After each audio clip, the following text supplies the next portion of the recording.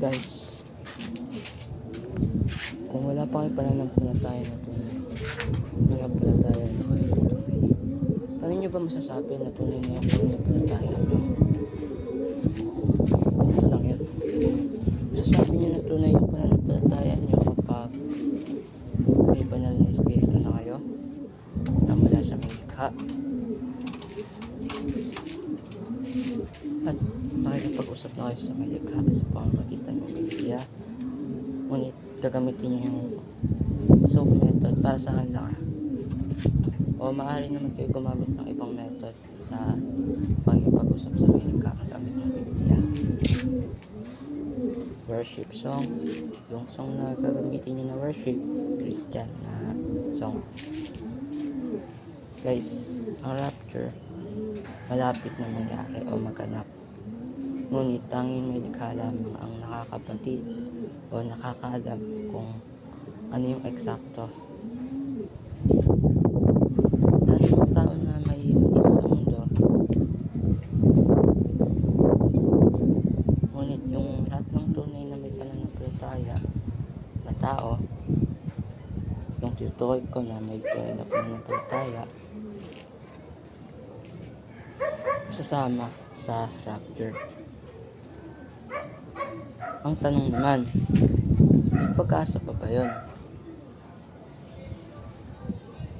Ang katanungan naman kasi doon sa sinabi ko na tungkol sa rapture, may pag-asa pa ba yung maiiwan dito sa mundo o sa sanlibutan? Meron pa, ngunit sa proseso. Mula sa pagiging buhay, unti-unti mararanasan ang kamatayan.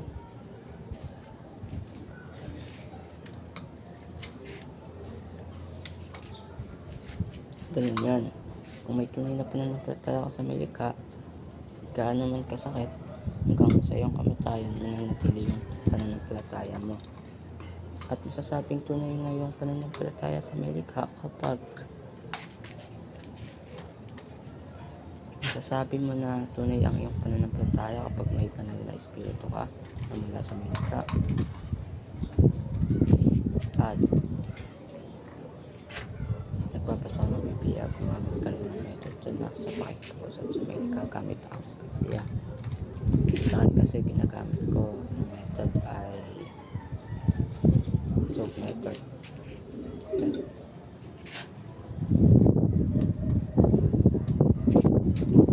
At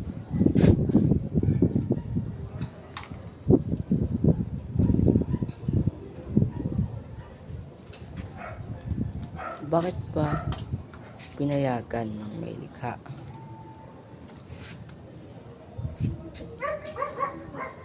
ang kaaway niya na si Satanas? Ganito lang yan guys.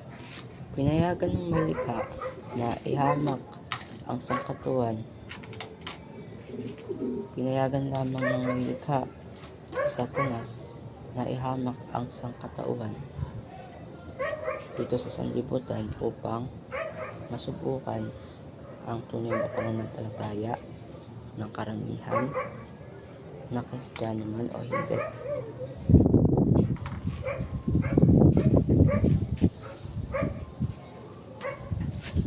Bagamat batid na niya ang mangyayari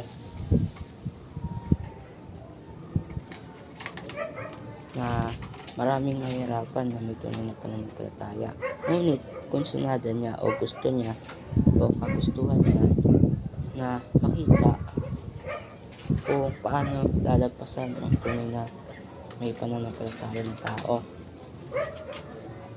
sa pag-atake ng kaaway, lalaban ng tao na yun, ang kaaway ng may likha atake sa tao, lalabanan ng tao sa pamamagitan ng tunay na pananampalataya sa may likha. Ano man yung paraan ng kamatayan ng tao, unti-unti man o direktahan mo. Ang tunay na pananampalataya meron ding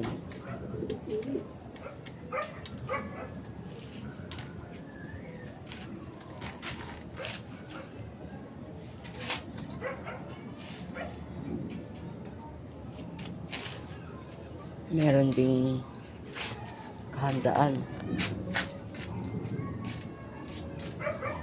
at ang tunay na pananampalataya hindi sumasamba o nananampalataya sa rebulto na lahat na yun, lahat ng rebulto, lahat ng larawan, lahat ng espiritu. Hindi sumasamba o nananampalataya yung tao sa ganun.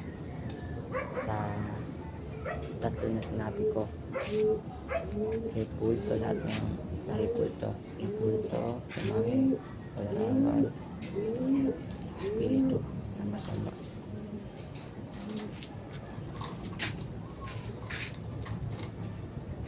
Ngunit kapag mula sa malikha, hindi masama, sapagkat yun ang gagabay sa'yo o tutulong upang manatili ka sa tamang daan. Ngunit nakadepende pa rin sa iyo kung susundin mo yung konsunada o yung kagustuhan ng banal na espiritu ng malikha.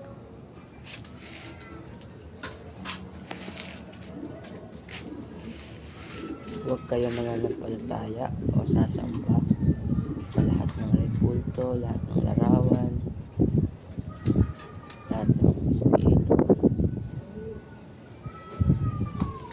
o sa lahat ng nakikita, sa lahat ng nakikita, o sa lahat ng hindi nakikita. Ngunit parehas lamang, sa lahat ng nakikita at sa lahat ng hindi nakikita, na walang koneksyon sa malikha o hindi mismo mula sa malikha.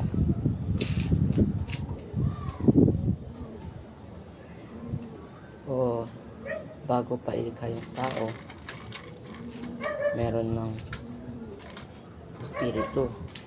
Yun ay banal na espiritu na mula sa malikha. Ulitin ko, huwag mananampalataya o sasamba sa rebulto, larawan o imahe, at masamang espiritu. Amen.